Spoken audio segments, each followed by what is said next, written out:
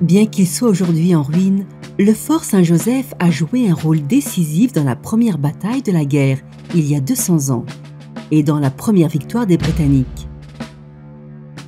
Le fort Saint-Joseph a été construit pour remplacer le fort Mackinac, qui avait été cédé aux États-Unis 13 ans après la Révolution américaine. Situé à 45 km au sud-ouest de ce qui est aujourd'hui Sault-Sainte-Marie, il s'agissait de l'avant-poste le plus à l'ouest de l'Amérique du Nord britannique, un endroit très isolé. Malgré son emplacement éloigné, Fort Saint-Joseph devint un point de ralliement pour les soldats, les commerçants de fourrure et la population autochtone de la région.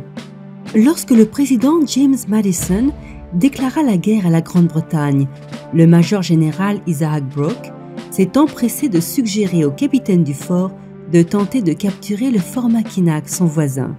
Les Britanniques et une flottille d'employés du commerce des fourrures et d'alliés autochtones ont alors monté une attaque sur le fort Mackinac depuis les terres derrière celui-ci. Les Américains ignoraient que la guerre avait été déclarée et n'étaient pas préparés à se battre. Ils ont vite capitulé. Fort Saint-Joseph a plus ou moins été abandonné par les Britanniques après la prise de Mackinac, qui était un fort mieux établi, mieux localisé. Les Américains ont mis le feu au fort abandonné le 3 juillet 1814. Seule la poudrière a survécu à l'incendie.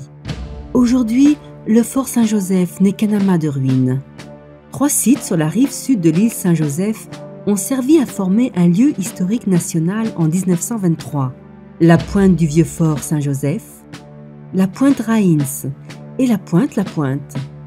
La pointe du vieux fort Saint-Joseph comporte les vestiges archéologiques du fort ainsi que le centre d'accueil des visiteurs.